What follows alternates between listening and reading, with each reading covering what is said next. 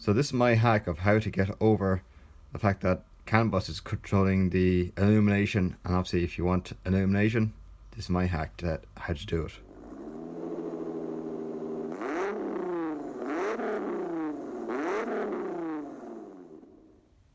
So because the LEDs don't work because this is running on CanBus, I had to come up with a different solution. So what I've done is I've drilled two little holes, one there and one there.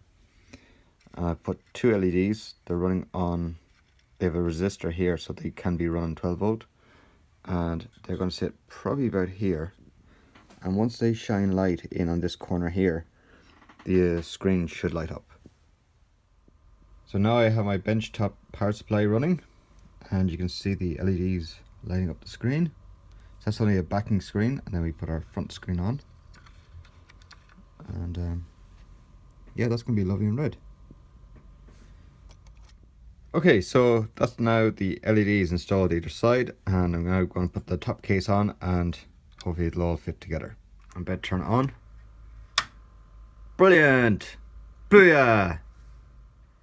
Now with the cover on, it's all illuminated. So I only have the screen obviously illuminated. None of the buttons will be illuminated, but because all the buttons are hollow, I can lift this off gently.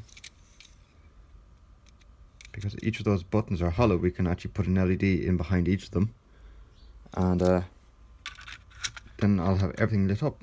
So this is unfortunately what you have to do when you have CanBus, because CanBus actually controls the illumination.